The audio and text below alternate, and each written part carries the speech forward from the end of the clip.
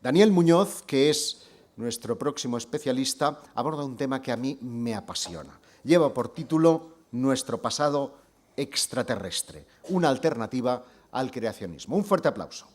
Gracias. Gracias, buenas tardes. ¿Qué les parece si hacemos extensivo este aplauso a Robin, a Ellen, a todo el staff, a Josep, que no se los hemos dado el día de hoy? Se lo merecen. Hacer esto se requiere, ya saben qué tipo de elementos. Este aplauso para ustedes, staff. Gracias por traernos. Vamos a aprovechar el tiempo. Iba a ser una presentación muy nice, muy bonita. La vamos a quitar, vamos a ser rápidos para recuperar el tiempo. Esta parte me la como, pero la presento yo. Miren, les cuento. Era una parte en la que ustedes iban a leer un bonito recado en el que dice: no se trata de hacer un atentado contra la religión o las creencias, es simplemente resultado de 30 años de investigación. Yo llevo 35 años en los medios de comunicación y en esos 35 años he tenido la oportunidad de ver un poco de todo. Y lo que hacemos los periodistas de campo, que es lo que yo soy, yo no soy ufólogo. Alguien alguna vez me preguntó si yo era ufólogo, les dije que no.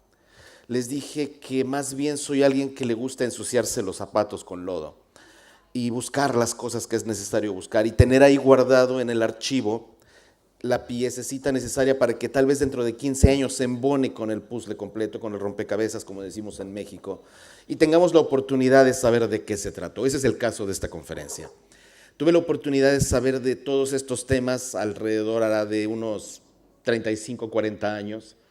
Yo tengo 50, estaba muy niño, yo empecé con estos temas a los 7 años de edad, como yo creo que muchos de los que empezamos con estos temas. Pero fue cuando yo cumplí 18 años que comencé a volverlo profesional, ya en una forma mediática, ya con los medios de comunicación. Y fue a través de los medios que tuve la oportunidad de descubrir ciertas premisas que son importantes, y me engarzo mucho con lo que decía Magdalena anteriormente, porque el proceso que ha seguido ella, precisamente así como Salvador, ha sido muy periodístico también. En periodismo de investigación, una máxima que tenemos es: si hay algo, y esto grábenselo por favor, en este tiempo de tanta desinformación es muy importante porque les va a dar la oportunidad de tener una base, un sustento para saber qué es veraz y qué no es veraz. En periodismo de investigación decimos dos cosas. Una, si algo suena mucho, o sea, lo escuchas por todas partes y ves que no tiene censura, ya puedes dudar de su autenticidad. Por ejemplo, los reptilianos, por ejemplo, la crisis económica, por ejemplo, el terrorismo, por ejemplo, las guerras, por ejemplo, los reptiles, por ejemplo, podemos dudar de su autenticidad. Lo escuchamos por todos lados y no hay censura alguna. Podemos dudar de su autenticidad, no necesariamente en el 100% de los casos, pero casi siempre es así.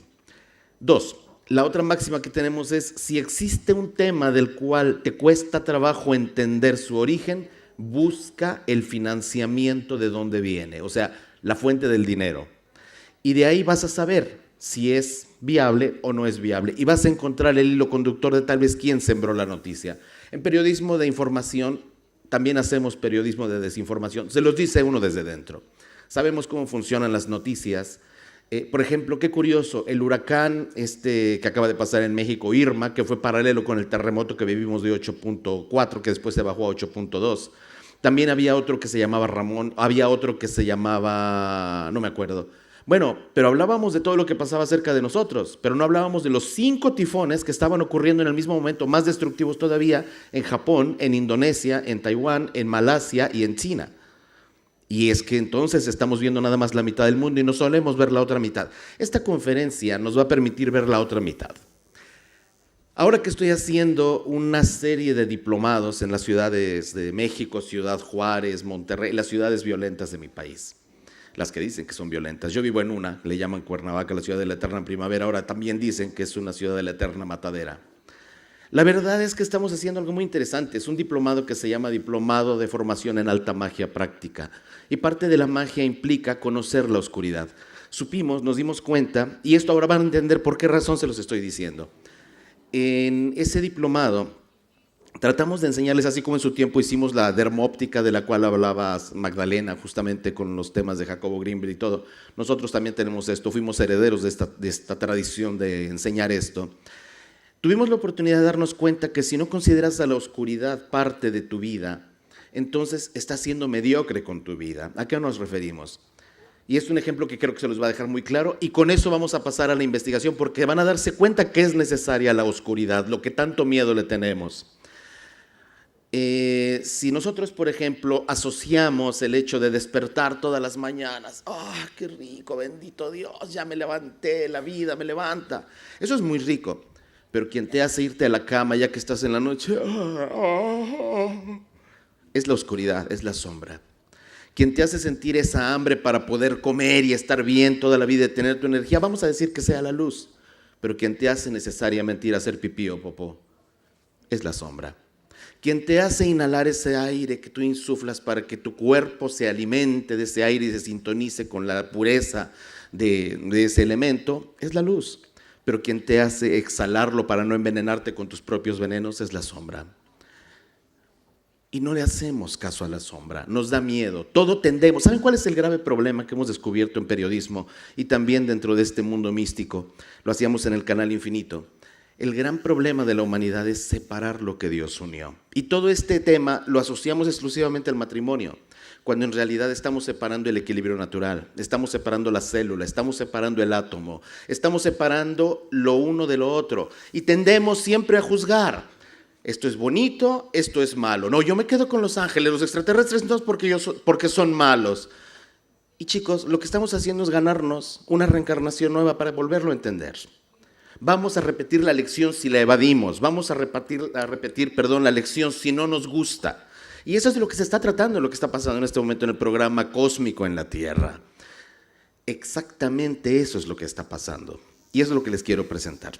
Llegué a conclusiones. Tuve la oportunidad de, viajando por tantos países, como se los decía mi querido Josep, encontrar muchas piezas de un rompecabezas cósmico en el cual estamos integrados. Creo que la pregunta que usted hacía, caballero, sobre cuál es el programa, creo que en alguna forma, tener un muy interesante rompecabezas armado como para poder decir, es una de las posibles respuestas. Déjenme presentárselas. Vamos a ir a la primera parte, que son los famosos ovnis de la antigüedad. Simplemente quiero llenar un poquito de imágenes, así que vamos a ponerlas, arráncalas por favor. Y quiero que muestren estas imágenes un poco de lo que todos tenemos, de lo que hemos visto durante mucho tiempo en pinturas rupestres y en todo tipo de pruebas que tienen mucho que ver precisamente, deja la musiquita así de fondo, está rica. Estas que hemos visto en muchos lugares del mundo, en las cuevas de la Valcamónica, en las cuevas de Lascaux, aquí mismo en España, en Altamira, en México, en Australia, las Huanginas, en tantos lugares, estas figuras, en el Tassili, allá en Australia, forman parte ya de una iconografía, llamemos arqueoastronómica, que revela formas que son diferentes de los seres que conocemos en la Tierra. Hombres, mujeres que dibujaron estos seres con escafandras muy extrañas, con estos extraños ojos que siempre los hemos visto. Estas son conocidas como las Huanginas, de allá de Kimberley en Australia. El dios Sol, que tiene ese tipo de cabeza. También en China, esas semejantes a Huanginas, con esos ojos sombríos sin boca, estuvieron presentes. Y en todas las culturas de la antigüedad existieron este tipo de referencias, unas sumamente claras, unas un poquito más burdas que otras, pero hablaron todas de una metodología de concienciación. Y bueno, aquí incluso dice cómo hacer volar este platillo. Se los puedo decir ahí, lo digo, lo estuve leyendo, yo leo japonés, y fue muy interesante leer que dice cómo echarlo a andar. También en estos textos hindúes, esas extrañas figuras de sombrero, como las que tengo, o en el libro de los prodigios, los escudos ardientes, que además fueron representados en monedas, pues forman parte de una serie de pruebas que nos demuestran que desde siempre han estado entre nosotros y que siempre han llamado la atención, que tal vez no habíamos tenido una respuesta tan clara, o tal vez siempre fue clara pero nunca fue aceptada, eso es un hecho. Pero ahí están, se están encontrando por todas partes, pero no solamente en estas que son pruebas documentales de la presencia en la antigüedad. Sobre todo, y ahí ya os puedo hablar un poco de lo que les voy a presentar, que tiene que ver con el Vaticano, son los ovnis en las pinturas religiosas. Vamos a ese track, por favor, el 3, y vamos a ver cómo de alguna forma es como más específico cuando lo vemos en pinturas que tuvieron en su momento un valor pues claramente pictórico, pero cuando empezamos a ver estas extrañas coronas de pequeños puntitos, y digo, aquí la luz no nos ayuda un poco tanto para poderlo ver, pero las nubes en forma de platillos, y cada vez más, son de hecho famosas estas, nos empezaron a hacer ya a pensar que de alguna manera no solamente se encontraban en la antigüedad, sino que se asociaban al tema de la religión. Esta conexión que cuesta tanto trabajo para tantas personas, en realidad es más vieja de lo que nos imaginamos, y la presencia de estos extraños soles, que tienen una diferencia en cuanto a su irradiación de rayos con respecto a las sombras, aquí tenemos otro, es como muy constante también, y son pinturas casi siempre del Renacimiento, de pintores como Filippo Lippi, Carlo Crivelli, etcétera, etcétera, toda una familia de pintores que contemporáneos con Leonardo, con Michelangelo Buonarroti, pintaron, dejaron ver todo este tipo de situaciones en los cielos con las cuales la religión tiene muchísima relación, muchísima. Por ejemplo, que es una Anunciación de Carlo Crivelli, vemos como la paloma que representa siempre al Espíritu Santo, a través de un rayo, emana de una extraña forma de nubes con muchos ángeles, pero que nos recuerda claramente a los platillos. Pero esto que es del monasterio de Decani nos muestra a estos extraños objetos que además están tripulados y que los que dicen, que saben que esta es la representación del sol y de la luna, que es muy interesante que en este mismo cuadro, pero en la parte de abajo, están representados la luna y el sol como se representaron siempre y no como los que están en el cielo.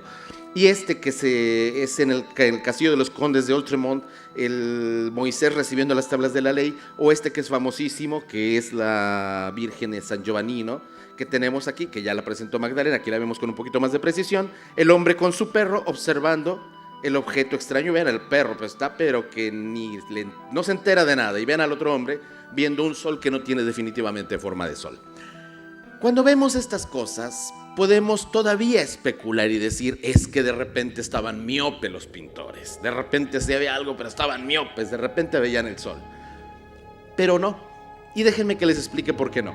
Vámonos un poquito a la ciencia, vámonos a lo que el señor Allen Hynek, el track número 4, por favor, nos dio en su momento. Allen Hynek fue durante muchos años asesor para la Fuerza Aérea de los Estados Unidos de este tema de los ovnis. Él es el que hizo esta clasificación de los famosos contactos del primer tipo, o como aquí en España los llaman, de la primera fase, que son los avistamientos. Tú viste un ovni y ya eres un contactado, por terminología en base a lo que él hizo. Si tú ves un ovni cualquiera, ya eres contactado del primer tipo o de la primera fase. Si además le sacas una foto, ahora que tenemos los telefonitos, ahora que tenemos ya todas estas tecnologías, si tienes una fotografía, si deja una marca en el terreno, si te quema de repente, si deja alguna evidencia de su presencia, entonces se convierte en un contacto del segundo tipo. El tercer tipo es cuando, además de verlo, y tal vez no necesariamente deja una prueba, una evidencia de su presencia, tienes la oportunidad de ver a los tripulantes. Ahí tenemos un tercer tipo. Este es el famoso contacto de la tercera fase, en el cual ya estás viendo, no necesariamente interactuando, pero sí viendo a los tripulantes. Pero el cuarto tipo, ese cuarto tipo que ahora empezamos a entender un poco más, es tal vez uno de los que más, ¿cómo podría decirlos?, más sombríos se convierten, porque primero se establece la comunicación y ya empiezas a relacionarte, ahora sí, ya te vuelves amigo, como decimos en México, ya se vuelven tus cuates los extraterrestres, los presuntos tripulantes, y empiezan a acercarse, algunos se identifican como ángeles, ya te dicen su nombre, ya te dicen a qué vienen, ya te invitan a estar. Están viendo muchas fotos reales mezcladas con imágenes que no son reales, que son representaciones. Pero el quinto tipo es el que ya les decía, es más sombrío, porque es el que, bien lo dijo Magdalena, va en contra de tu voluntad, pero hasta cierto punto. Yo que tuve la oportunidad de trabajar muy de cerca con el doctor John Mack y con el doctor Jacobs y con todos ellos, hicimos una serie de protocolos que los tuvimos muy bien guardados, porque nos dimos cuenta que estos señores tienen una agenda muy específica, y es cierto lo de los militares, pero que trabajan efectivamente hibridando, haciendo un programa de hibridación que es el que les voy a explicar ahora. El sexto tipo, que es el último de los contactos y que ahora se van a sorprender de quienes establecieron estas últimas clasificaciones, es el que llamamos personificación, o bien cuando ya empiezas a canalizarlos, ya te vuelves como su mensajero, ya te vuelves algo así como prácticamente el elegido. y no necesariamente es superable por todos, no cualquier persona llega a este lugar. Muchas personas creen que contactan con entidades celestes cuando están contactando tal vez con el espíritu del refrigerador o de la cama, no sé. Pero hay quienes sí, efectivamente lo hacen, porque de repente son tus propias realizaciones y tus propios deseos que se quedan ahí, y tú empiezas a creer que canalizas, cuando en realidad estás encontrándote contigo misma, contigo mismo. Por eso es tan difícil de reconocer. Antes de entrar a la iglesia de los extraterrestres, les debo decir dos cosas súper rápidas. Una, yo tuve la oportunidad de, dentro de este periodismo, estar dentro del Vaticano, y tuve la oportunidad dentro de este estar de ir y venir, de dar conferencias a los cardenales. Me impresionaba profundamente que, estando en Vaticano, mi público eran cardenales junto con sus esposas.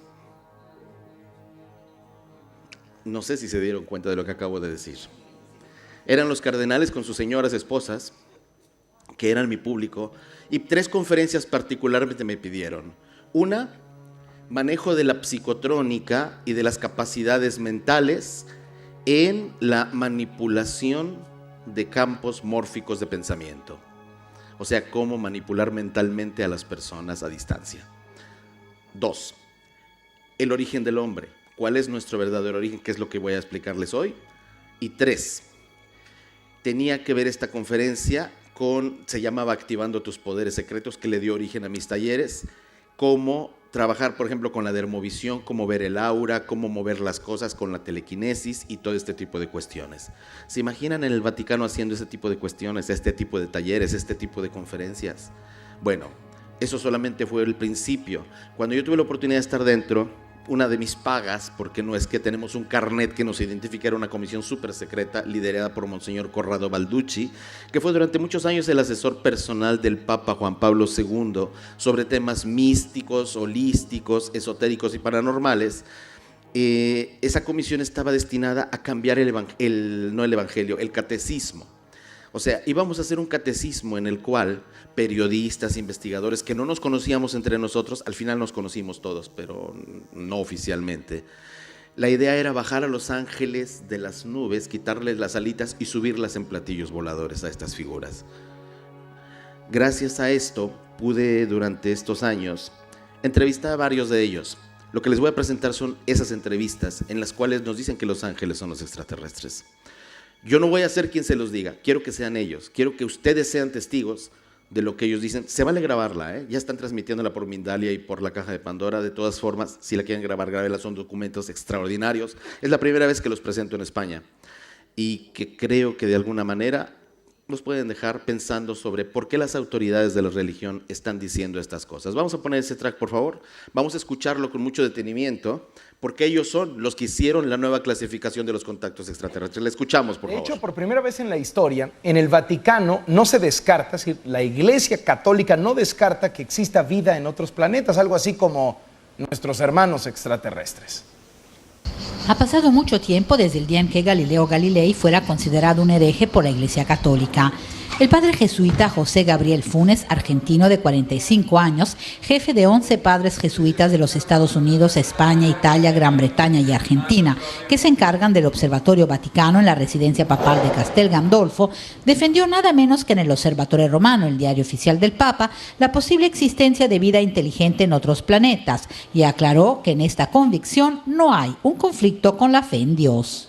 Pero vivimos en una galaxia, la Vía Láctea, nuestra galaxia, que tiene miles de millones de estrellas, y es posible que en estas estrellas haya otros planetas y que en esos planetas se haya podido desarrollar la vida. En coincidencia con la publicación por parte del Ministerio Británico de Defensa de una serie de avistamientos de supuestas figuras extraterrestres y de objetos voladores no identificados, el astrónomo del Papa no descartó su existencia. Son objetos que no han podido ser identificados. Yo no niego que puedan existir, pero no creo que estén relacionados a naves extraterrestres, a búsqueda de seres extraterrestres. ¿Pero qué haría la Iglesia si apareciera un ET? A veces me han preguntado, bueno, si encontráramos un extraterrestre, ¿qué significaría para la Iglesia o para la teología? Así como San Francisco de Asís hablaba de la hermana Luna, el hermano Sol, el hermano Lobo, ¿por qué no podemos hablar del hermano ET, el hermano extraterrestre? Serían también criaturas de Dios y por tanto uno podría decir que serían hermanos o hermanas nuestros de la creación. El padre Funes dejó bien claro que en el observatorio de Castel Gandolfo y en el que el Vaticano tiene en Tucson, Arizona, los astrónomos del Papa seguirán buscando la vida en otros planetas sin ningún temor. ¿No le tienen miedo a ET? No, hay otras cosas, hay que tener miedo, pero este no. En el Vaticano, Valentina Lasraki, Noticieros Televisa. Ya no se puede negar que no haya algo de verdad. Algo de verdadero debe de existir. Así es.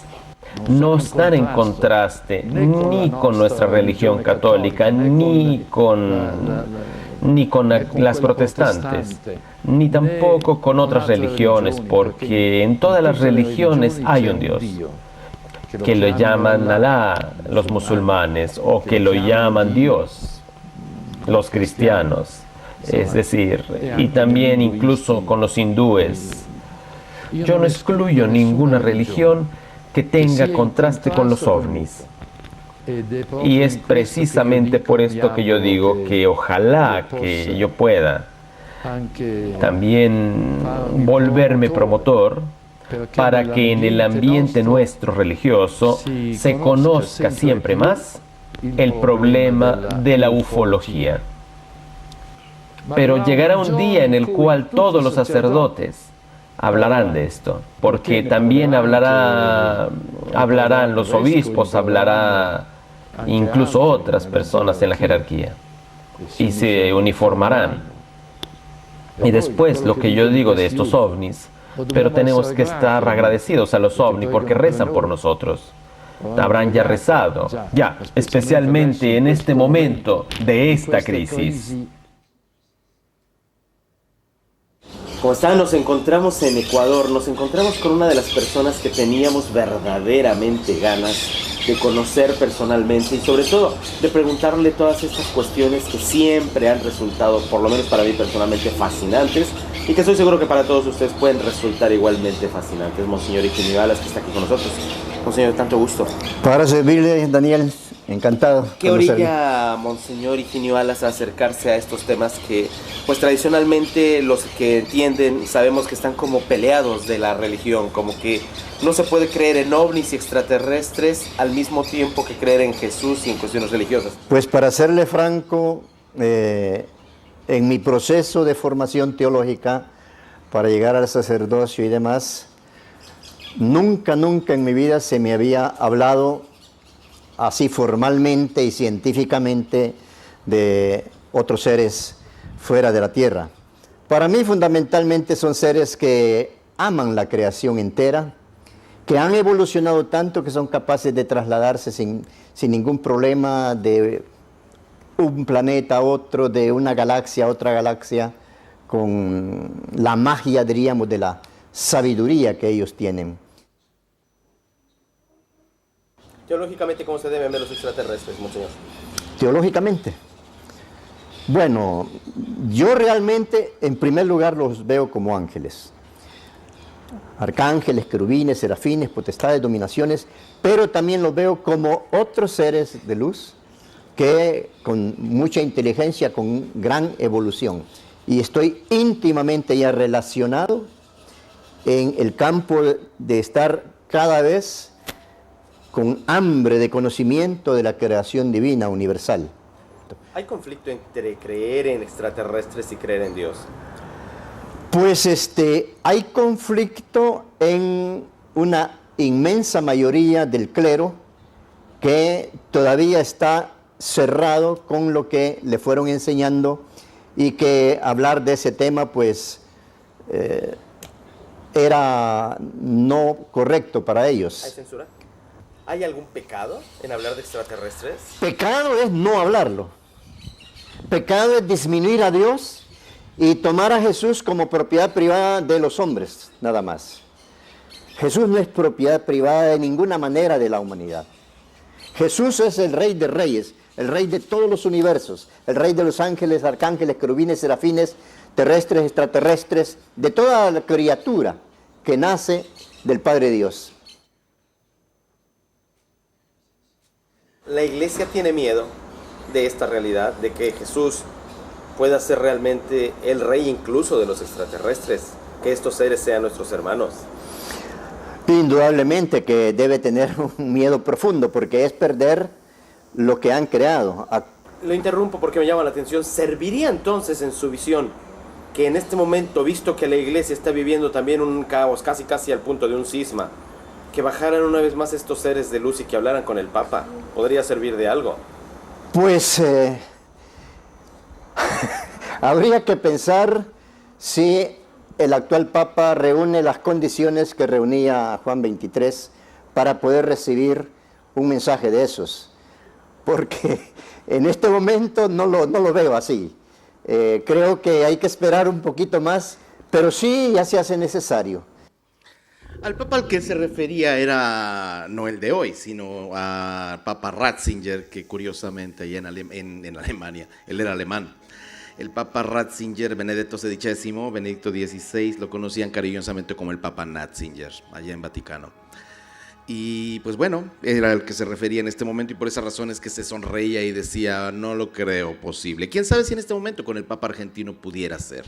Lo que sí les digo es que yo conocí al Papa argentino antes de ser Papa, cuando era obispo allá en Argentina, cuando yo tenía el Canal Infinito, esos programas, y varias veces lo invitamos al canal y él decía cortésmente que no era para él ese canal. Y sin embargo, ahora que es Papa, lo hemos estado convocando para las entrevistas y ya cortésmente recibí una carta de él, así como en su momento la recibí del Papa Juan Pablo II, que bendecía el trabajo. Fíjense qué interesante, bendecir el trabajo de un investigador del tema de los ovnis, mientras que el Papa Francisco cortésmente me dijo que no estaba disponible para una entrevista con nosotros.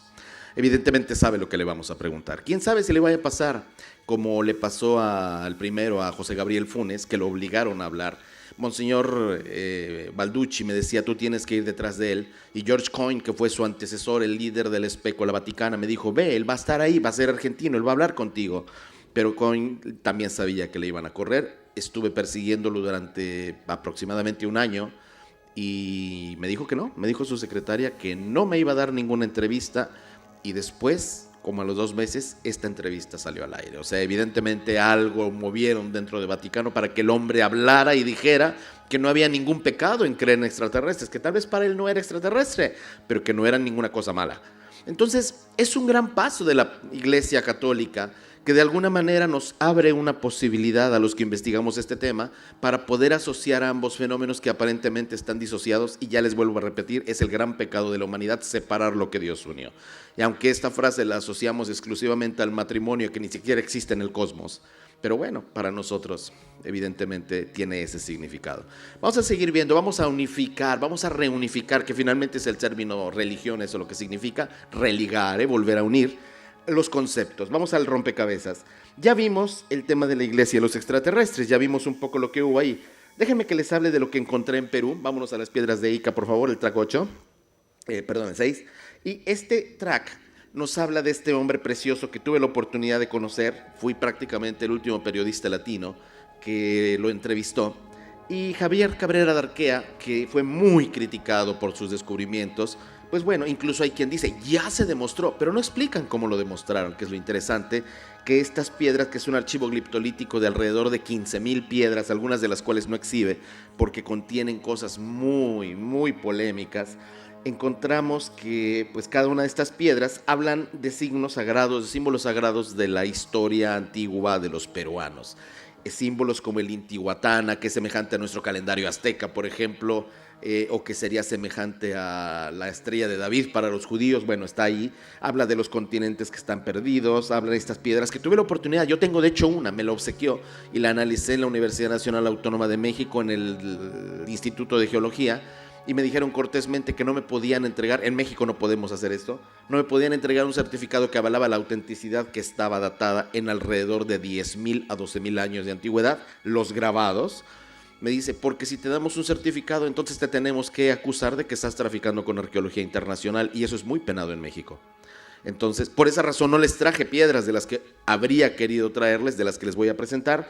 Pero estas piedras, efectivamente, la tuve y eso es lo que me dijo geología. Más de 10.000 años. Interesante porque esos dinosaurios que vieron fueron encontrados en el mismo estrato sedimentario de esos huesos que acabamos de ver allí. Y pues si se dan cuenta, aquí el hombre está conviviendo con dinosaurios. Están matando dinosaurios, un dinosaurio se está comiendo a otro, están domesticando dinosaurios. Y como la historia nos enseña, el hombre no convivió nunca con dinosaurios. Parece ser que sí. Parece ser que sí, que hubo una humanidad que pudo hacerlo y que incluso los llegó a domesticar y a utilizar como sus animales, a veces de repente como sus mascotas. Estas pupas que son como espermatozoides muy grandes y tantos otros, ven aquí el dinosaurio, aquí se lo está comiendo a este hombre, pues aquí está, vean, se lo está devorando. En realidad tuvieron la oportunidad de convivir y lo vimos en diferentes lugares. En México también tenemos una serie de archivos gliptolíticos que en este caso no son grabados, sino lo que le llamamos de bulto. Están hechas las esculturas de dinosaurios jugando con seres humanos también, en un lugar que se llama Cámbaro. Ahorita vamos a ver algunas imágenes.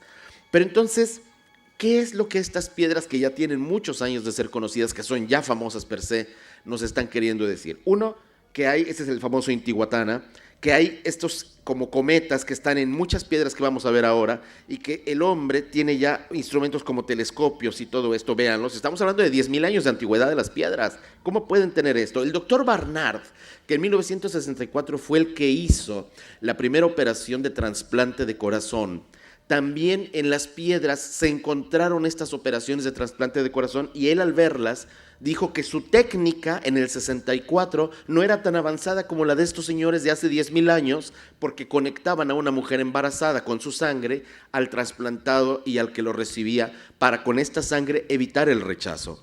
Entonces, estamos hablando, la rueda, por ejemplo, los caballos, que obviamente no existían en América, ya los tenemos representados aquí. ¿Quiénes eran? ¿Por qué sabían estas cosas? Que no las supimos en nuestro mundo moderno, o bueno, hipotéticamente, al menos según la historia oficial, no las conocíamos. Las figuras de la Pampa de Nazca, que ahora está tan de moda con este tema de las momias, etcétera, etcétera, y que estas siempre han estado ahí y nunca se borran.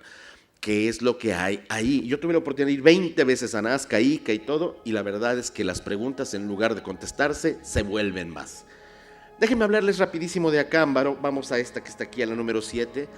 Y este es un reportaje, no es mío, pero se los voy a poner. Uno, porque tiene el audio mal, dos, porque así recupero tiempo también, para que vayan sabiendo. Acámbaro está en México, en el centro, en una zona que se llama Guanajuato, uno de nuestros estados.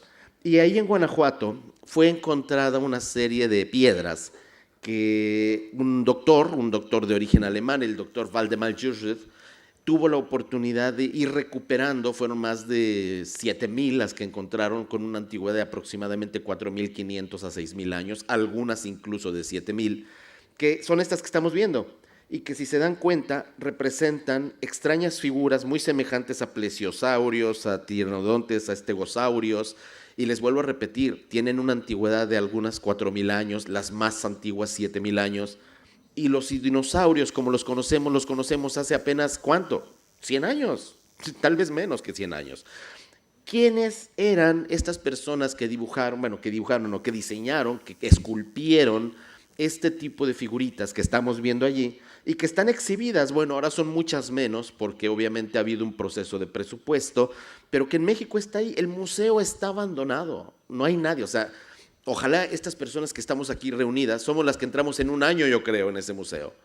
O sea, nadie va, a nadie le interesa ver esto porque dicen, pues ¿para qué vamos a ver esto? Que este es el doctor Waldemar Jurscheth, pudo juntar y pues no tiene ninguna trascendencia. Y es una pena que teniendo un país tan lleno de misterios, un museo de esta naturaleza, solo porque alguna revista por ahí decidió que esto era falso y que ya no había necesidad de estudiarlo, lo hayan escondido. Y de verdad, están metidas en cajas estas figuras, yo las vi, tuve la oportunidad de verlas, están metidas en cajas con periódico, envueltas como si fueran las esferas del árbol de Navidad, y nadie las ve. Habrá exhibidas a lo mucho unas 200 de un montón que tienen ahí, son miles, son como 4.000 que tienen formalmente, pero de las que exhibieron, pues bueno, les digo que son muy pocas. Pero vean lo que es. Lo que importa es la antigüedad, lo que importa es qué es lo que nos está diciendo y qué tipo de paralelismo tiene con las piedras de Ica. Y mientras vemos esas imágenes, les debo decir que piedras como las de Ica las encontré en Australia, en Siberia, en China, en Mongolia, aquí en Europa, desde luego en todo el continente americano, y las últimas son de las que les quiero hablar ahora y que hablan de esta realidad que está fusionando, 1, el tema extraterrestre, 2, el tema de los dinosaurios, 3, el tema de la presencia de una civilización que técnicamente, históricamente, no está en su lugar cronológicamente, 4, de una interacción con seres celestes y con cuerpos celestes que parecerían espermatozoides y siembran vida. Y 5, de lo que les voy a hablar ahora, y la religión, desde luego, que es bien interesante. ¿Le puedes adelantar un poquitito para irnos al track siguiente? Sí, ya casi se va a acabar. Adelántalo hasta que se acabe. Y nos vamos a ir, gracias.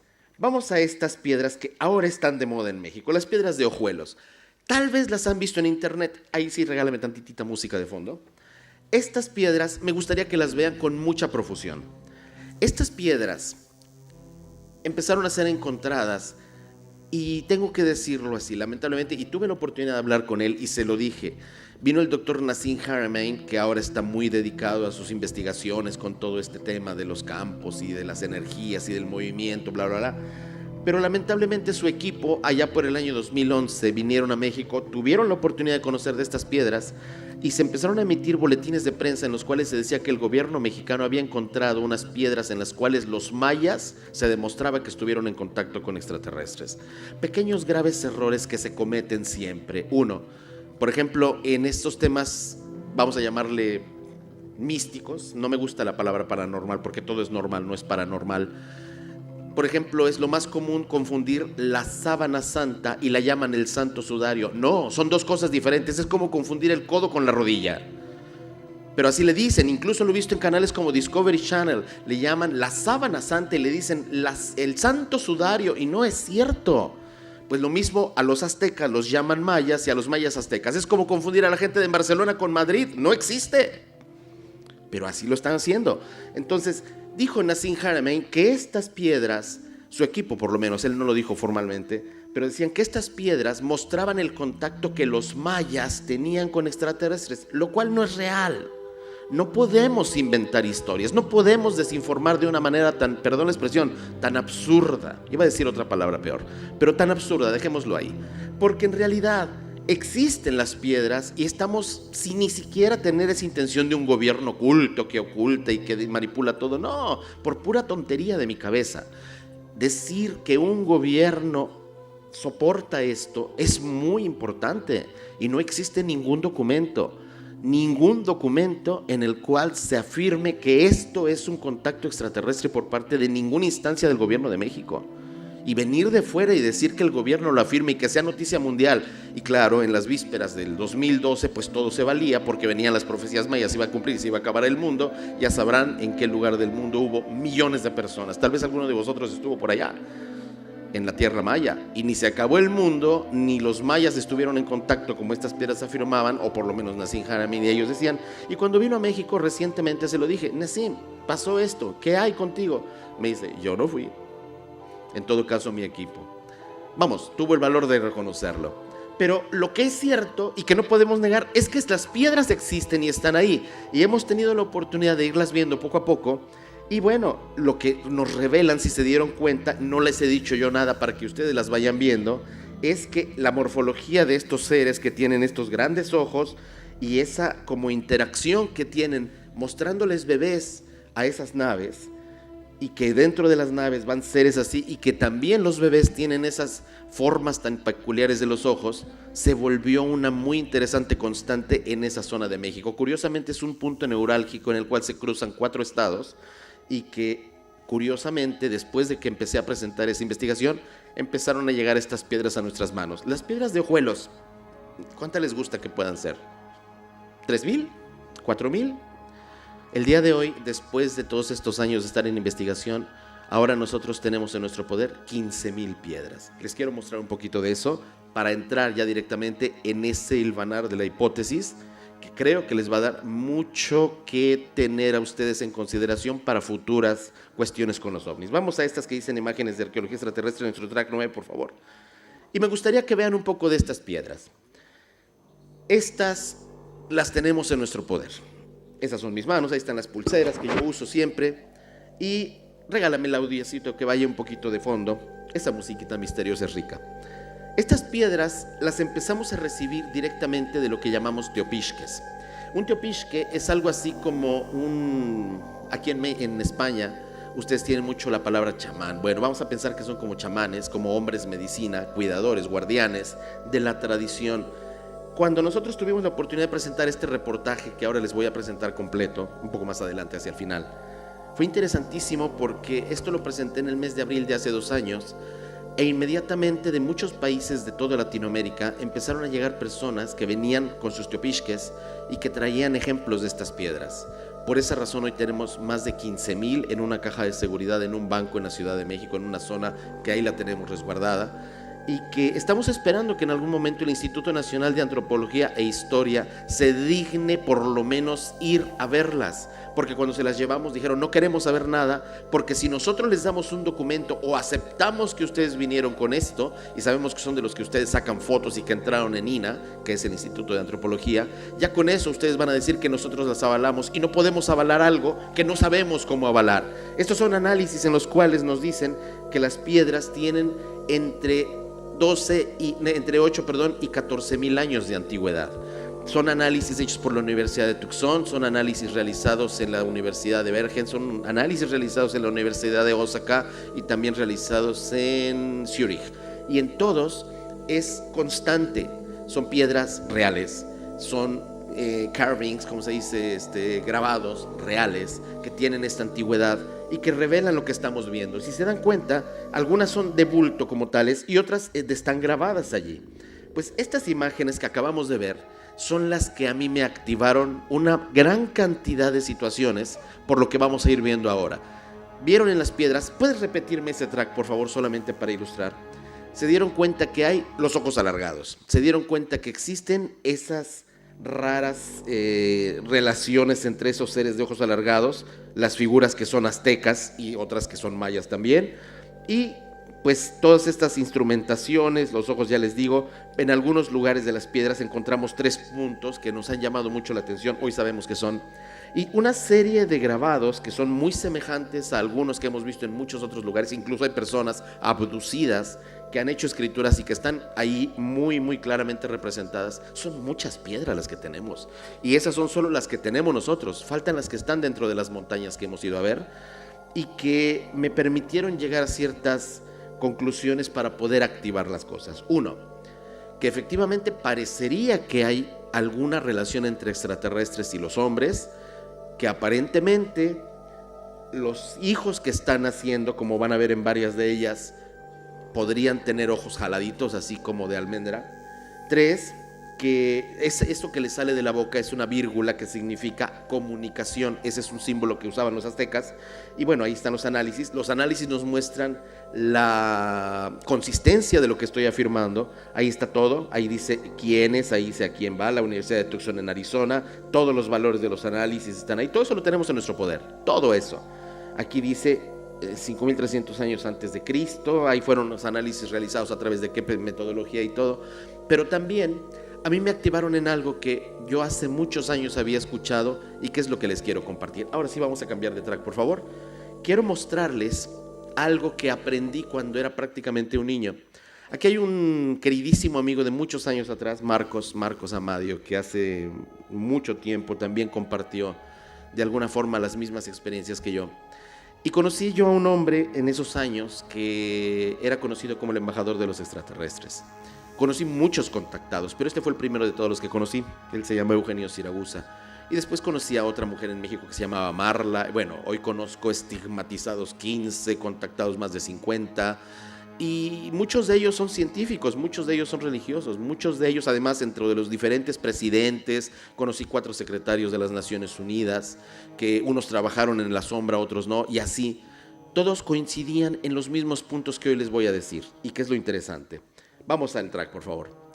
Con este hombre Eugenio Siragusa, yo aprendí algo que para mí fue lo primero que aprendí con él y que me llamó la atención. Este es el hombre al que me refiero. Le llamábamos cariñosamente papá. Papá, que era así, ya les digo, muy famoso en Italia, conocido como tal. Aquí en España vino varias veces, era muy polémico, muy consistente en lo que decía. Pero una de las primeras cosas que yo escuché de él es que hubo 4 tiempos en los cuales vinieron seres de diferentes constelaciones a la Tierra. Estoy cambiando completamente de dinámica. Y decía que venían de las constelaciones de Orión, de Procyon, de Alfa Centauri y de Pléyades. Él decía que de Orión vinieron los hombres negros, los hombres con la fuerza, con la magia, con la belleza, con el poder. Y que llegaron en la zona de Tangañica, en esa zona en África, y de ahí después siguió la raza amarilla proveniente de la estrella Procyon, que tenían esos valores como la astucia, la inteligencia, la disciplina, el misticismo, y después la raza blanca de Alfa Centauri, que habría llegado a la zona de Groenlandia, Islandia, todo aquello, y que traían el valor del erotismo material, de la creatividad, de lo artístico, y después la raza pleyadiana de los rojos en toda América. Seres como estos son los que estaban, y esto a mí me llamó mucho la atención, esto grábenselo, podemos hacer pausa ahí por favor, grábense eso, porque ese pequeño diagrama que vieron, si quieres regrésate y tratemos de hacerle pausa, ahí, gracias. Este diagrama, cuando yo lo vi la primera vez, obviamente no entendíamos nada, pero se los quiero explicar, después de muchos años pudimos entender. Yo tuve la oportunidad de hablar por teléfono varias veces con Siragusa al respecto de este tema, incluso personalmente, y me iba explicando cada vez mejores cosas. Y les voy a decir un resumen muy breve, porque a mí me llamó mucho la atención. Yo les tengo que decir, además, de formación yo soy ingeniero en electrónica y comunicaciones. Soy intérprete traductor de 7 idiomas, soy terapeuta, y en este caso también he tenido la certificación de muchas de estas terapias que les llamamos holísticas. Y estos viajes por el mundo me han permitido conocer profundamente los procesos y mecanismos entre la vida y la muerte. Yo me morí 3 veces, vine ya 3 veces, así que algo les sé a esos chismes, a esos misterios. Cuando Eugenio explicó esto, él lo explicó de una manera y poco a poco lo fuimos entendiendo. Vamos a pensar, y esto es una explicación que de alguna forma se adapta a lo que él nos dijo en un momento, que ABCD es un círculo formado por la raza roja, la negra, la amarilla, la blanca, la roja.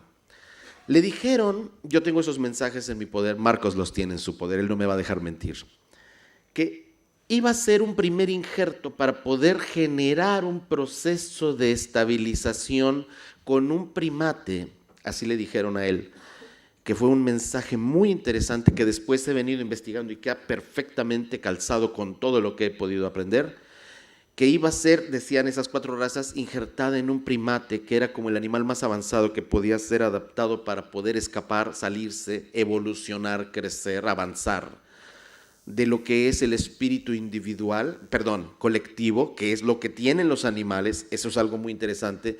Cuando entendemos el espíritu y la diferencia que existe entre el alma y el espíritu, tenemos que aprender que el alma es un proceso que tiene que ver con la mente y que genera los diferentes... Déjenme explicárselo, es muy fácil, es muy sencillo. Imaginen que el cuerpo es un automóvil.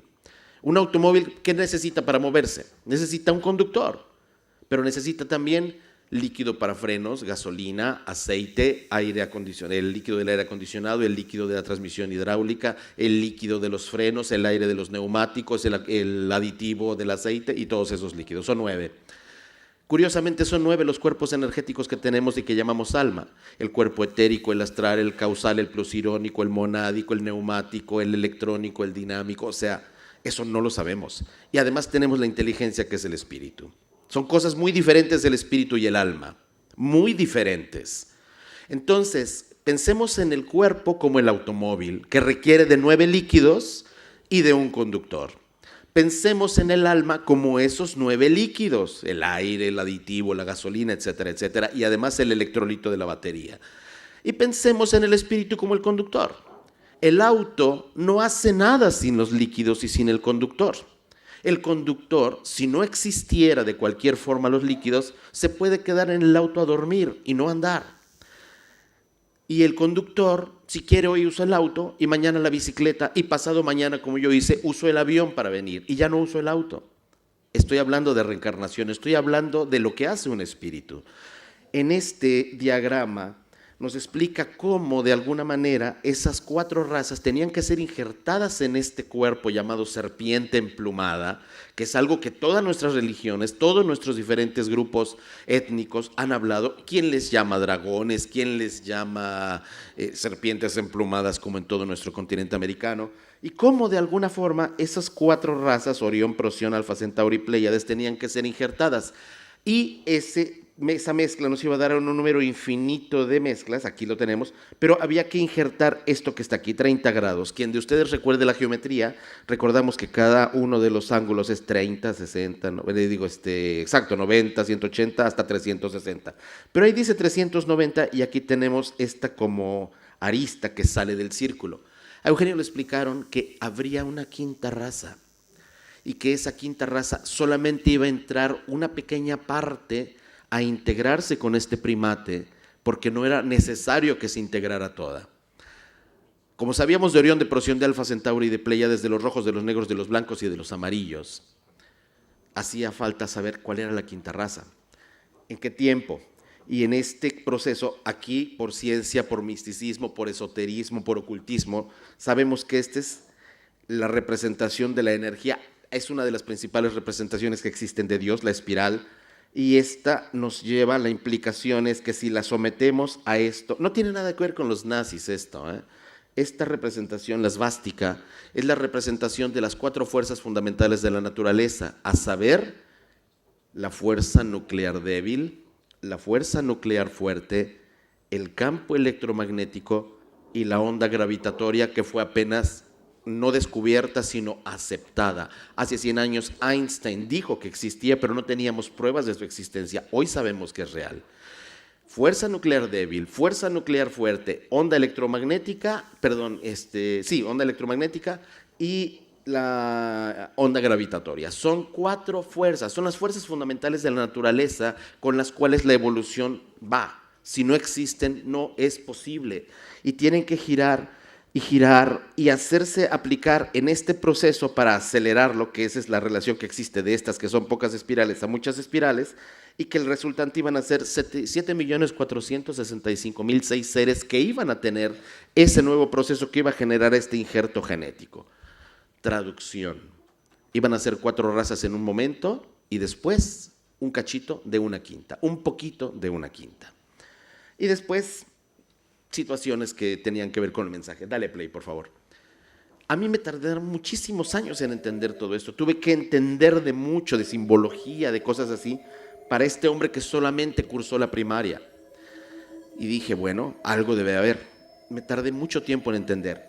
Le hicieron los mapas en su primer día de encuentros que él tuvo con estos seres, en 1952-53. Él empezó a trabajar con esto y para él eran cosas que no entendía.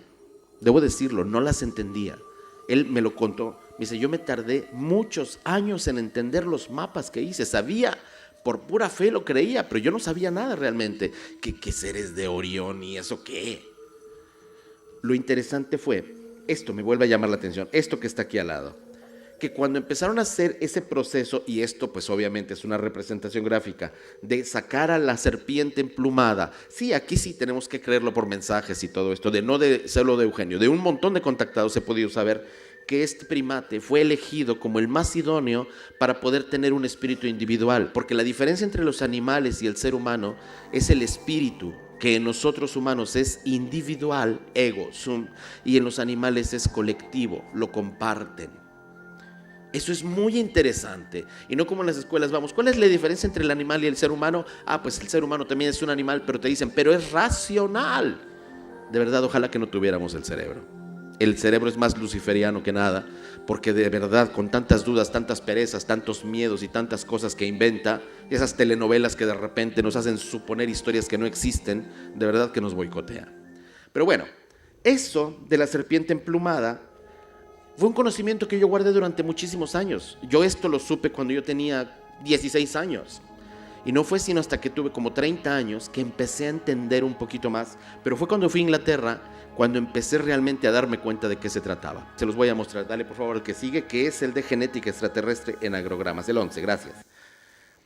Aquí me gustaría que supieran que tuve la oportunidad de viajar muchas veces a Inglaterra, a estos famosos crop circles, a los círculos de los campos de cultivo. Ya habíamos visto este diagrama, ya habíamos visto qué significa todo esto y todo. Bueno, y Eugenio Siragusa, regálame tantito audio para el fondito musical. Estos seres le dieron una gran cantidad de información a Eugenio, y no fue uno, fueron muchos tipos de estos seres que se la dieron, pero lo que más me llamó la atención es la coincidencia con muchos otros contactados. Yo les digo, conozco más de 50. Y eran muy consistentes con todas estas informaciones. Pues bien, Lo interesante de esto es que lo empecé a saber a través de otros no contactados, sino de esto que estamos viendo. Estas son imágenes que tuve la oportunidad de grabar en un último sobrevuelo que hice sobre los campos de cultivo y que son la permutación de un mensaje que fue enviado en 1974 desde ese radiotelescopio que estamos viendo, de Arecibo por Carl Sagan y Frank Drake, y que es este famosísimo código. Esto me lo dieron científicos, esto salió de parte de los científicos del radiotelescopio de Chilbolton. Ellos fueron los que me lo explicaron. Si de alguna forma supimos esto, es porque ellos nos explicaron de qué se trata y se los voy a contar. Estando en esas figuras de los campos de cultivo, que ahora vamos a volver a ver, uno de ellos, porque deben saber, nos metimos infraganti y nos cogieron presos, nos llevaron a sus separos como tipo la policía, porque es un telescopio que está custodiado día y noche por militares. Iba con mi amigo Christopher Everard, y a Christopher y a mí nos pillaron a los dos y a qué están haciendo aquí. Ya estuvimos, nos metimos, y al final esto que vimos les llamó profundamente la atención, y más allá de tratarnos como reos, nos empezaron a tratar como amigos y dijeron, ¿qué es lo que ustedes vieron? ¿Qué tipo de círculos, qué tipo de crop circles vieron? Y cuando lo vieron, regálame ahí una pausa por favor, cuando lo vieron, uno de los científicos, precisamente, vamos a llamarle Mike, se quedó en su computadora y me pidió permiso para poder hacer copia de esto, porque esto le llamó mucho la atención. Esto lo grabamos, recuerden, desde una cámara con una ala delta, y cuando lo vio, a él así se hacía la cabeza, decía, I have seen this before, yo lo he visto en algún lugar. Pues lo más interesante fue, cuando ya pasamos como 1 hora y media y más o menos ya habíamos convencido que no éramos ningún tipo de maleantes ni nada los ingleses, que estábamos, recuerden, dentro del radiotelescopio de Chilbolton, cuando entonces este tipo que estaba hasta allá, como estos chicos que están aquí en el audio, o los chicos de la traducción, de repente empezó, yes, I knew it, Eureka, I knew it, I have seen it, it's just amazing, y empezó como loco, así, que decía que él sabía que lo había visto, que sí, que se acordaba que lo había visto, y entonces todos fuimos a ver qué le pasaba, y dijo, esta figura, dice, es una permutación, si yo sabía que la había visto, lo que ya no había es el control, yo sabía que la había visto en algún lugar, y él nos explicó, él sacó todos los números que vimos anteriormente y nos explicó, esto dice, esto de este lado derecho, es una permutación del mensaje que enviamos en 1974 al espacio. Lo mandamos y esta es información que nos dieron ellos. Por eso cuando estamos en México en el programa de televisión que teníamos con Jaime Maussan, lo dimos con esa rapidez. Ya la teníamos la información y fue proporcionada por científicos y desde luego avalada porque entonces era nuestro asesor científico Rodolfo Garrido. Y nos dijeron que esto era un mensaje que fue enviado al cúmulo M13 de la constelación de Hércules en el mes de noviembre de 1974, exactamente el día 26, que fueron Frank Drake y Carl Sagan los ideadores del mismo, que fue enviado en una antena que pues es la de Arecibo que estamos viendo aquí representada, y que esta parte donde dice sistema solar es la representación gráfica en sistema binario de ese sistema solar. No sé si va a funcionar. No, ya le tiré la batería, perdón. Me voy a parar.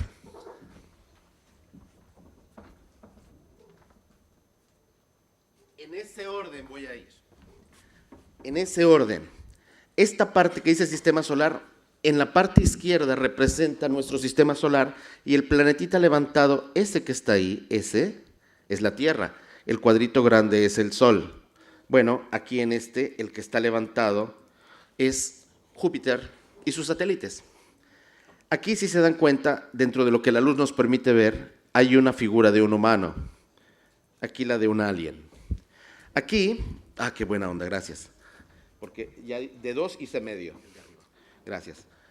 Esto que estamos viendo es la representación del código genético de los seres humanos, de la espiral, de la doble hélice que tenemos. Aquí, si se dan cuenta, hay una espiral extra. Le llaman el brazo masculino y el brazo femenino, así le llaman en la genética. Vamos a llamarle la espiral azul y la espiral roja. No son espirales, ni son azules, ni son rojas, ni masculina ni femenina, pero vamos a llamarlas así. Aquí la espiral masculina tiene 2 espirales, pero la femenina tiene una más. Esta espiral extra genera que el genoma que está aquí representado tenga un cambio de más de 1 millón de unidades de diferencia, lo cual permite que estos seres, y esto me llamó profundamente la atención, un científico me lo dijo, nos permitiría vivir no la química del carbono, sino la química del silicio, o sea, ser seres de silicio. Y muchos contactados, muchas personas que recibieron mensajes de extraterrestres dijeron que estos seres eran verdes y que no tomaban agua, y la química del silicio te genera una coloración verde y te permite no necesitar agua para estar vivo. Cosa bien interesante, cómo todo va coincidiendo. Luego, esta genética que es esta cantidad de veces superior a los humanos, y aquí los elementos, la química deínica, que es carbono, hidrógeno, oxígeno, nitrógeno, el famoso chon de nuestra genética, con magnesio, con fósforo, con calcio, pero aquí tiene hidrógeno, oxígeno, nitrógeno, fósforo, calcio, magnesio, pero en lugar de carbono, silicon, silicio. Es muy interesante que esto aparezca en un crop circle, que les puedo decir, yo iba caminando, yo podría tener este tamaño de aquí. O sea, lo viví esto, tuve la oportunidad de llevarme muestras porque bajé y tomé muestras de dentro y de fuera. Dentro encontramos en las muestras radioactividad de tipo beta de vida media corta. Todo lo tengo documentado. O sea, podría dar una conferencia de 20 horas con todo lo que les estoy diciendo. Todo lo tengo documentado. La radioactividad de tipo beta de vida media corta es un tipo de radioactividad que no es deletérea, no hace daño a los humanos, pero sí podemos entender la radioactividad como un proceso evolutivo de la materia. La radioactividad de tipo beta, de vida media corta, no la genera el elemento, tiene que ser inducida por un campo electromagnético congruente, muy poderoso, como el de los ovnis. Y más, yo tuve la oportunidad de tomar muestras de afuera del campo y de dentro. Todo lo de dentro tenía radioactividad de tipo beta de vida media corta. Lo de afuera no. Yo soy muy cuidadoso. En mis bolsitas de muestras yo les ponía outside, inside, face, porque había un diagrama de una cara ahí. Aquí le llamaba tapestry, porque para nosotros era un tapete persa, nunca nos habíamos enterado de que era un mensaje en código, entonces le llamábamos el tapestry. Y las muestras del tapete yo se las mandé a un chico allá en la Ciudad de México, en un hospital que se llama Hospital Gea González, que está especializado en medicina nuclear, los que trabajan con oncología, con el cáncer y todo esto. Pero tuve cuidado de ponerle una muestra que no tenía nombre. Esa muestra era de terreno donde había bajado una nave, donde teníamos pruebas de que había bajado uno de estos ovnis, y tomamos muestra del terreno y la sembré ahí. Entonces mi amigo, el doctor Soar Gutiérrez, ese es su nombre, me dijo: Daniel, dice, me extraña, tú eres muy cuidadoso y se te olvidó etiquetar una de las muestras. Entonces dije, la voy a analizar y voy a saber si es de afuera o adentro, porque él sabía que yo había estado en Inglaterra. Cayó en la trampa, porque cuando la puso en el lugar que le correspondía, según él, la puso dentro, como si hubiera tomado la muestra de dentro. Le dije, ¿por qué pusiste la muestra que no tenía nombre dentro? Dice, porque tiene la misma radioactividad de tipo beta de vida media corta. Entonces, para mí como investigador, la conclusión era clara. Lo mismo que producen los ovnis está dentro de los campos de cultivo. Radioactividad de tipo beta de vida media corta, que es un tipo de radioactividad producida por un campo electromagnético coherente de alta intensidad. Esto es ciencia, chicos. Esta no es especulación, no es cuestión de contactismo, esto no me lo dijo ningún contactado, me lo dijeron los científicos del radiotelescopio de Chilbolton que participaron en el proyecto SETI, me lo dijo un médico nuclear de uno de los institutos de medicina más importantes de México, y me lo están diciendo como aval a algo que no sabían de dónde lo habíamos tomado. Dale play, por favor.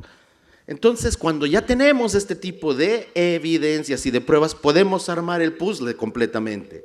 Y este ser que ahí lo vemos con sus ojillos, la genética que vemos allí, este código, que es diferente en más de 1000 unidades, esto que le llaman nucleótidos, nos genera la posibilidad de seres que no beban agua, como los contactados dicen que son, y que bueno, estos aquí los tenemos de los seres humanos, y aquí que son 5 millones de secuencias de nucleótidos, la diferencia de 1 millón es lo que hace la enorme diferencia. Los hace hermanos con nosotros, pero al mismo tiempo los hace diferentes que nosotros, con otras capacidades.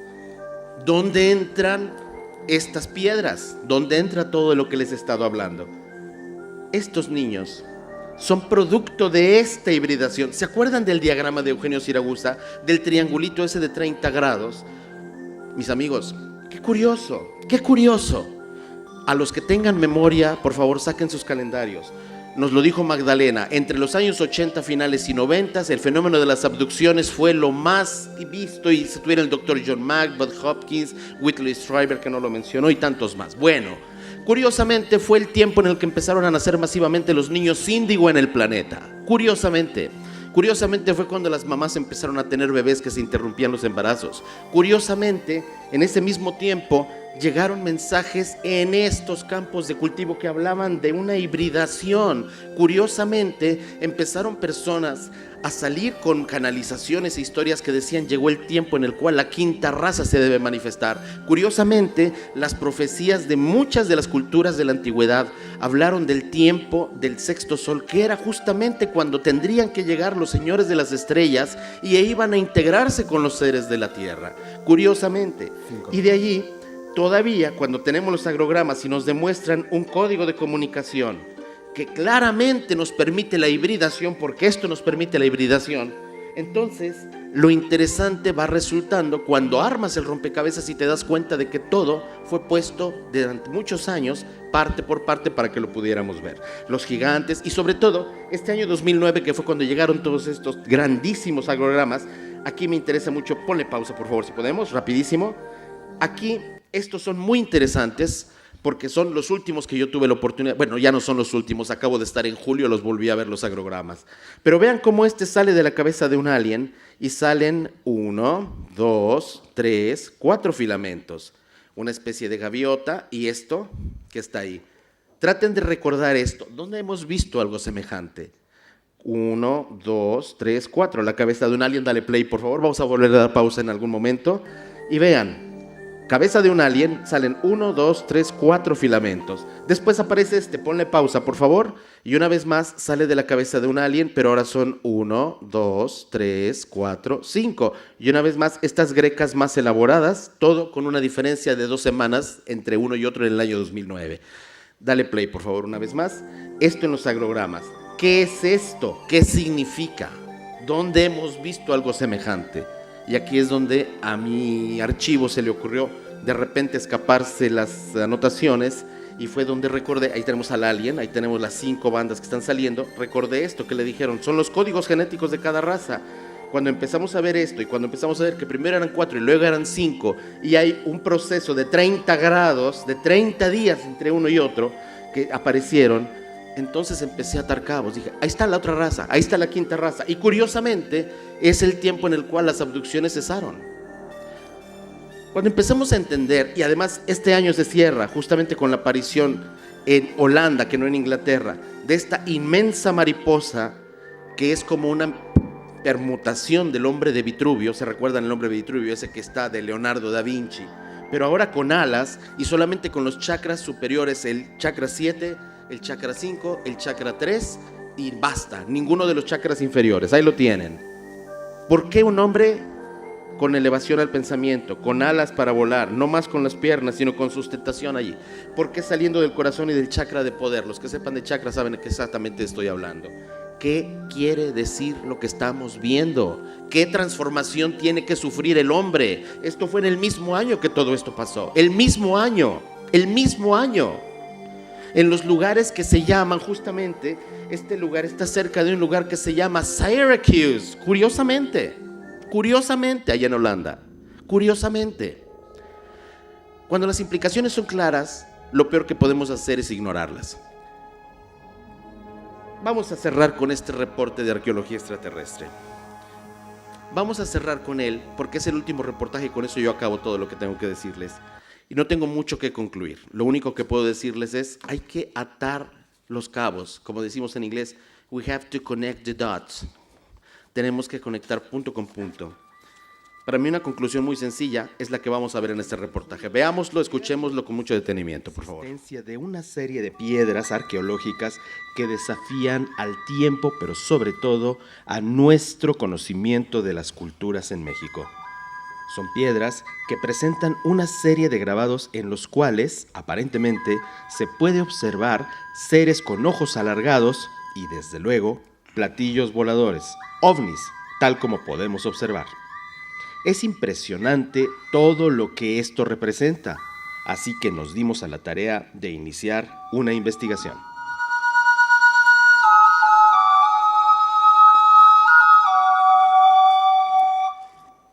Estamos ya en este lugar, porque es precisamente aquí donde nace toda esta historia de estas piedras que tienen una gran trascendencia y que hacen un verdadero reto tanto a la ciencia como a nuestra historia y desde luego a nuestras creencias.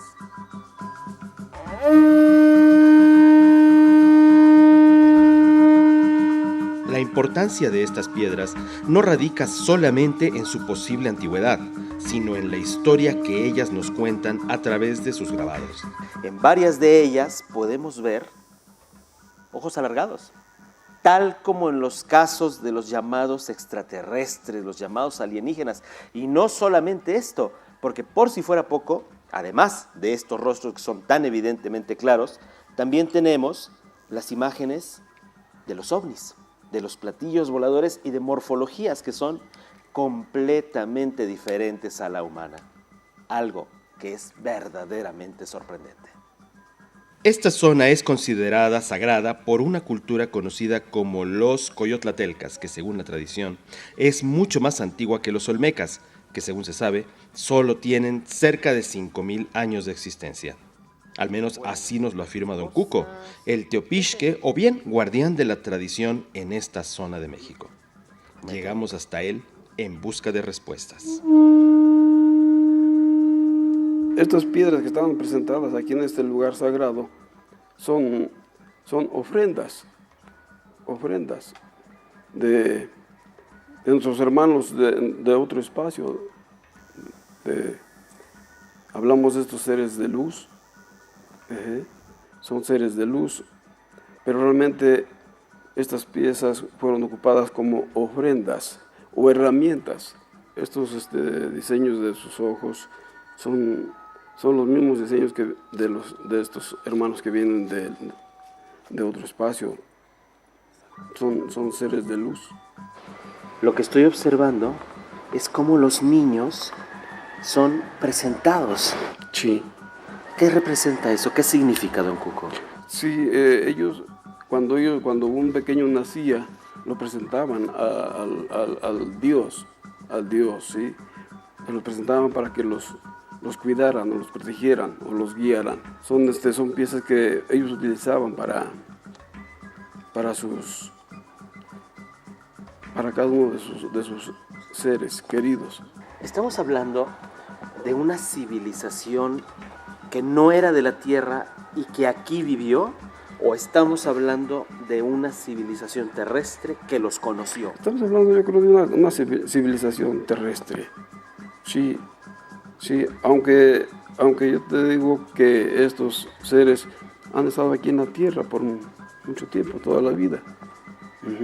Y ahora últimamente se han estado haciendo presentes. Por eso ahora estamos aquí con ellos reunidos. Esta historia se antoja fantástica, inclusive difícil de creer. ovnis y seres extraterrestres en piedras de una antigüedad que superan a nuestro conocimiento de la historia y de la ciencia. Para comprender mejor de qué se trata este enigma dentro de la historia, acudimos hasta un hombre que afirma ser contactado por seres de otros lugares del universo, el señor Daniel Harari, quien además recibe mensajes frecuentemente de estos señores de las estrellas.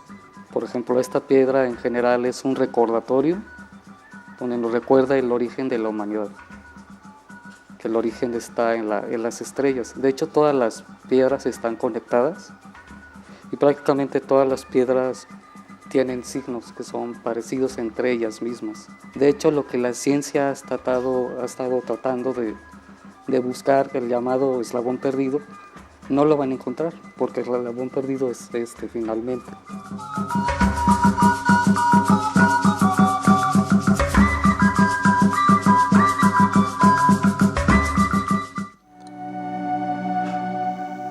Sentir cada una de estas piedras nos ha transportado a una realidad que va más allá de nuestra comprensión e incluso de nuestra imaginación. ¿Realmente se trata de arqueología realizada por seres extraterrestres o bien por una humanidad más antigua de lo que nuestra historia registra y que estuvieron posiblemente en contacto con estos señores de las estrellas? Para poder comprender mejor los grabados de estas inquietantes piedras, acudimos hasta la maestra Laura Morán, quien es especialista en arte prehispánico y además es investigadora de códices antiguos. Estas piezas son muy interesantes porque, bueno, tienen ciertas fisonomía que no corresponde a la de nosotros, pero que tienen ciertas características de ciertas culturas, ¿no? Por ejemplo, esta es una pieza que tiene símbolos toltecas. Por ejemplo, tenemos un atlante y está totalmente conformado como tal, es una pieza hermosa.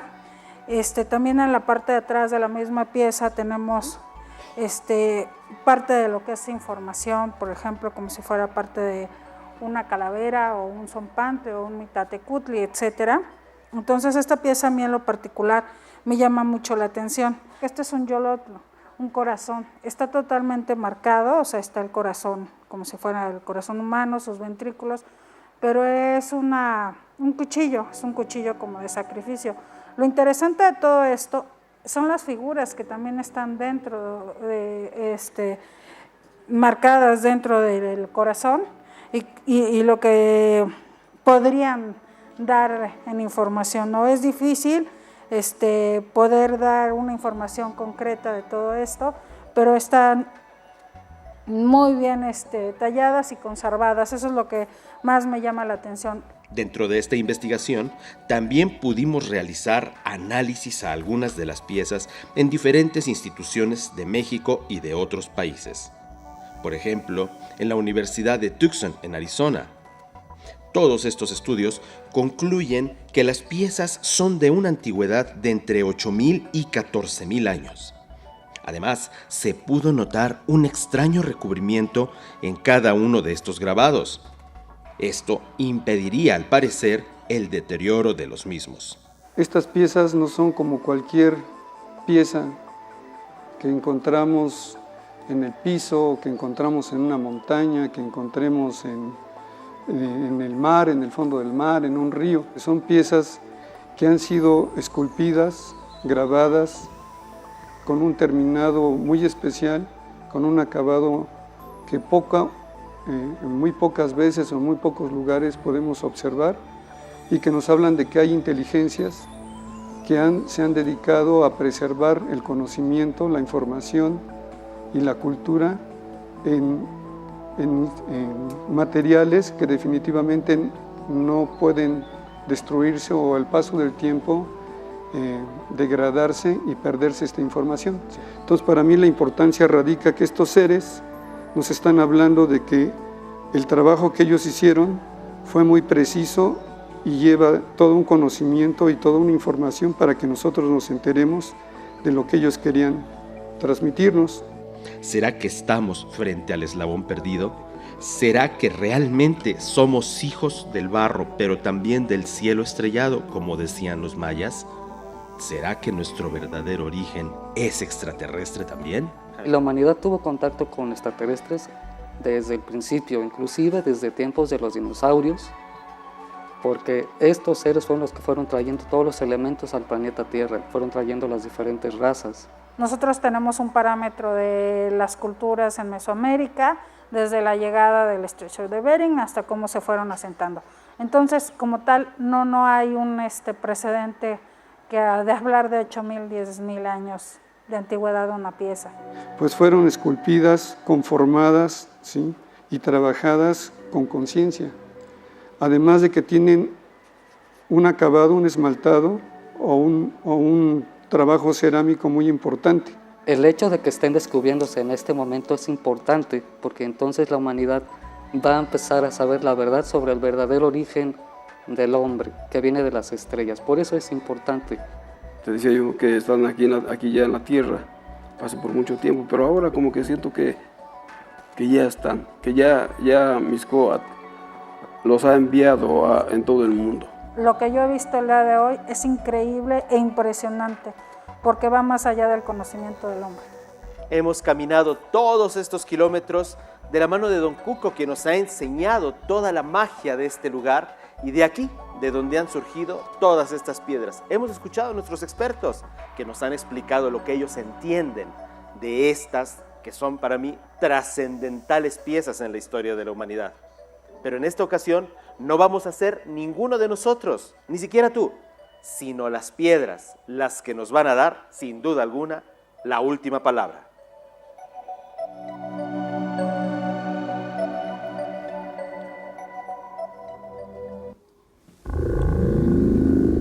Yo no tengo mucho más que decir, ya lo dijimos en el reportaje, creo que nos falta esperar la sexta raza, y a la sexta raza, que sospecho que tiene que ver mucho con la tecnología, para que la recibamos nos tenemos que preparar, y no es precisamente a través del teléfono celular. Que Dios los bendiga, muchísimas gracias, y espero que esto les haya dado elementos para poder pensar un poquito más en que no son tan malos los extraterrestres. Dios los bendiga.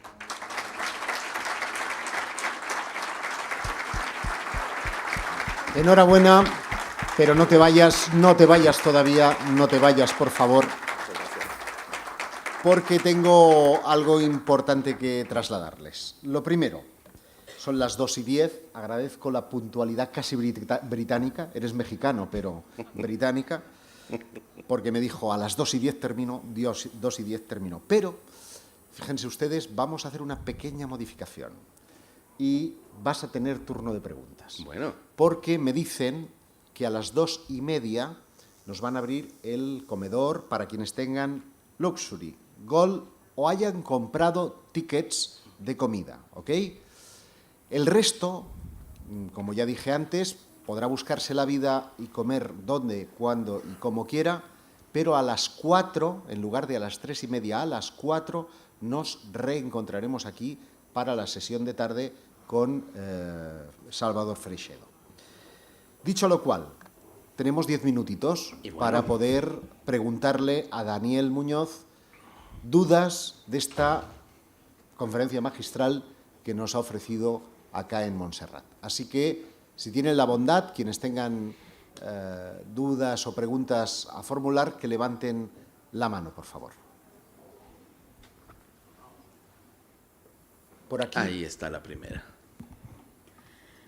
Hola, buenas tardes. Hola. Mira, yo quería preguntar si tú puedes saber por qué casi todos los vestigios que quedan de hace tantísimos miles de años, casi todo queda en piedra.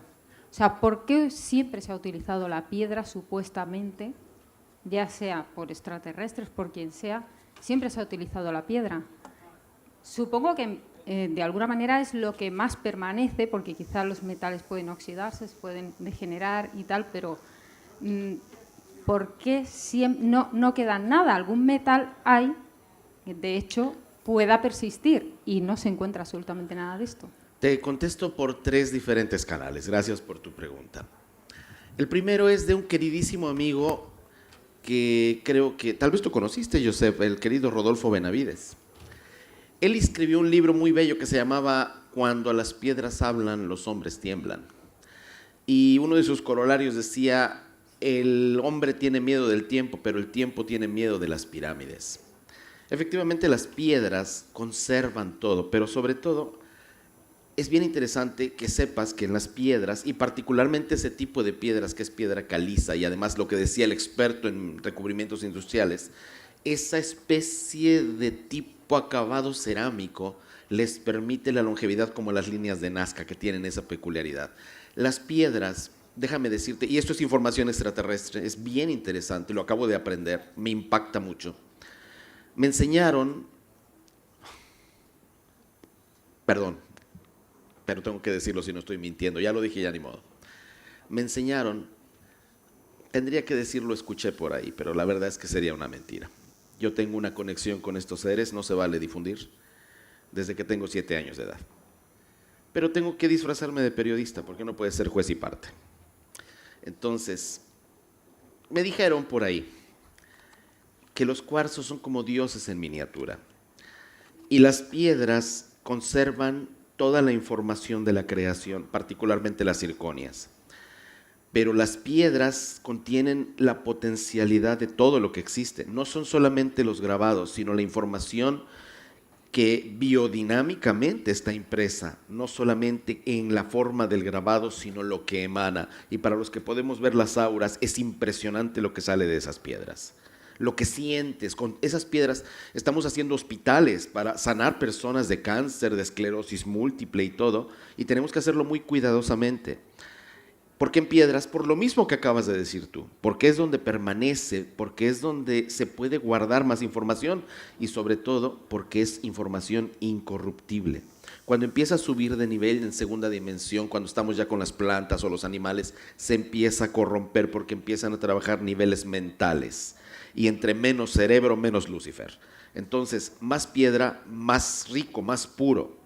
Y ahí está el secreto del porqué. Por esa razón son las piedras, y estoy seguro que tenía mucha razón mi querido Rodolfo diciendo eso, que cuando las piedras hablan, los hombres tiemblan. Bueno, creo que es un tiempo en el cual nos podemos poner a pensar, porque además hay muchas cuestiones proféticas en esas piedras que más adelante les vamos a dar a conocer, y que curiosamente hablan de lo que está pasando en este momento, las explosiones solares, la relación con los terremotos y todo eso. Así que tu intuición fue bastante buena, es porque duran mucho y es porque no se corrompe la información. Daniel, te voy a pedir que hables más lento, porque estoy viendo a la traductora que está como con la lengua afuera, los ojos. Siguiente pregunta, por favor. Sorry, I will be slow. Sí. Hola, mire, Hola. Quería hacer una pregunta. Cuando ha hablado de las piedras de Ica, ha ubicado su antigüedad en unos 10, 12 mil años aproximadamente. Sí. Sin embargo, en las piedras de Ica, yo he estado allí también viendo el Museo de Cabrera, ¿no? En las piedras de Ica aparecen muchas representaciones de dinosaurios, con lo cual estamos hablando de algo que existió hace muchos millones de años. Así es.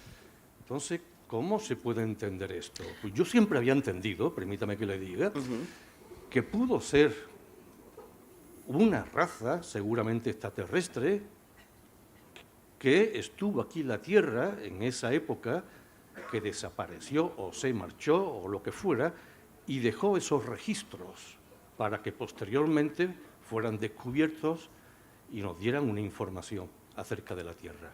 Bueno, sí es una opción, sí. Pero no se olvide, caballero precioso, y ahí se los mostré, que y claro, por la velocidad en la que tuve que hacerlo, no lo pude explicar bien. Pienso que estoy bien a esa velocidad, ¿verdad? Ok. En el mismo estrato sedimentario en el cual en Ocucaje fueron encontradas estas piedras y las representaciones de los dinosaurios, fueron encontrados huesos de los mismos dinosaurios, en el mismo estrato sedimentario, en el mismo. O sea, o los dinosaurios son más a nuestro tiempo, o efectivamente las piedras son más viejas. Sorpresa. ¿Qué son las tortugas, los cocodrilos, las lagartijas, las cuijas, los caimanes, los elefantes? ¿No son dinosaurios? Solo redujeron el tamaño. Aún hay dinosaurios en el planeta. No debemos sorprendernos. Cuando tú modificas, y esto lo sabe perfectamente la ciencia, lo están utilizando, cuando tú modificas una glándula aquí arriba, en lo que llamamos la hipófisis y todo eso, hay más de una glándula, y modificas las glándulas que se encuentran en la zona coxígea, en el coxis, puedes reducir el tamaño de esa especie. Es lo que hicieron, está en las piedras de Ica. Si nos vamos, las puedes ver, están operando aquí y aquí abajo, coxis e hipófisis, búscalas, búscalas, están ahí. Y esto lo sabe la ciencia. Modificas coxis e hipófisis y reduces el tamaño de la especie. Así modificaron a la serpiente emplumada, así modificaron a los dinosaurios. Porque cuando tú trabajas y ves a los... Lo he trabajado muchísimo con los ingenieros, con los astrofísicos incluso. Si tú revisas lo que está pasando en este momento en el planeta, con las explosiones solares, lo que está haciendo es que aumente el viento solar y las emisiones heliodinámicas, que son las que alteran los planetas. ¿Cómo lo alteran? Haciendo que la diferencia, y estoy hablando científicamente como ingeniero en electrónica que soy, que la diferencia de potencial que genera este injerto entre las cargas electromagnéticas, que son las que mantienen el campo que llamamos atmósfera, y las bariónicas, que son las que mantienen la gravedad, cuando estas explosiones le pegan, generan o un aumento o una disminución, un sístole o un diástole. Estamos en fase de sístole. Entonces, ¿qué ocurre? Se están amplificando, tanto el campo de la atmósfera se está volviendo más sutil, pero las cargas de la Tierra también, por eso tiembla tanto. Por eso nosotros que estamos con mucha correlación con la Tierra, cuando hay una explosión solar, nos ponemos muy mal, nos peleamos por nada. En el automóvil nos volvemos fieras, bestias. Hay soluciones. Comer alimentos con betacarotenos, comer manzanas con sal, beber mucha agua, evitar los aditivos químicos, evitar los psicoexcitantes como el alcohol, el café, el tabaco. A menos que viniera una civilización que nos modificara el coxis y la hipófisis y nos hiciera otra vez grandes. ¿Qué es lo que pasó? Entonces, creo que sí hubo dinosaurios en nuestros tiempos, de hecho los tenemos todavía, pero también que hubo una civilización que además los conoció, así que no todo es tan extraterrestre. También hay cosas que hicimos nosotros y además no nos olvidemos de la tercera teoría, que es que los extraterrestres también somos nosotros del futuro. Y ahí podríamos hablar largamente. Déjame dar un aporte adicional, por favor, porque es un enfoque en este sentido complementario. En Perú hay un lugar que se conoce como el Valle de los Dinosaurios, donde un equipo de Discovery Channel, de mi buen amigo Lorenzo Fernández Bueno, descubrió unas pinturas rupestres en las que se ven escenas como la que ha mostrado Daniel al inicio, y hay una serie de hombres, claramente, que están cazando un diplodocus, un dinosaurio de grandes dimensiones.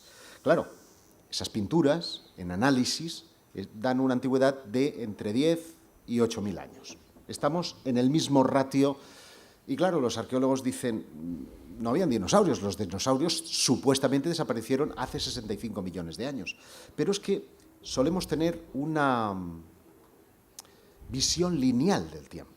Que haya una caída de un meteorito aquí no significa que los dinosaurios que puedan estar en las antípodas, en Australia, puedan sufrir el mismo problema. Por lo tanto, cabe la posibilidad de que algunos especímenes de esos dinosaurios pudieran salvarse y pudieran ser dados caza, que algunos incluso lograran reproducirse y hacer un microhábitat, hacer un nicho en el que pudieran vivir. Daría explicación a esas pinturas, daría explicación a estas piedras y daría explicación al tema de Ica. Correcto, totalmente de acuerdo. Una última pregunta, venga. The last one, tenemos allí atrás. Ok, dígame. Siguiendo con las piedras de Ica, nosotros tuvimos ocasión de verlas en el año 2004, que nos impresionó. El doctor Cabrera ya no estaba, pero su hija nos atendió y las pudimos ver. Pero posteriormente hubo un terremoto en Perú y yo quiero preguntar dos cosas. Primera, ¿sigue el museo abierto, se puede visitar y está en condiciones? Y otra, ¿qué relación hay actualmente con el gobierno de Perú? Es decir, ¿se han reconocido como auténticas? ¿En qué situación está en relación con el gobierno de Perú?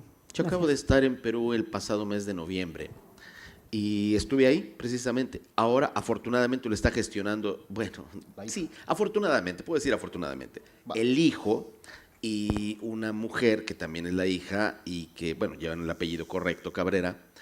Y afortunadamente, afortunadamente están cobrando bastante bien por entrar. Se está recuperando, no es ni la mitad de lo que antes había, pero obviamente no te van a dejar ver nunca lo que yo vi con mis ojos, que me enseñó el doctor Cabrera, que eso es muy polémico. No sé si todos lo vieron. Yo no sé si tú lo viste alguna vez, Josep, pero el doctor Cabrera, después de todo lo que hablamos y después del quinto pisco sour que nos tomamos, fue capaz de mostrarme piedras en las cuales estaba la crucifixión de Cristo.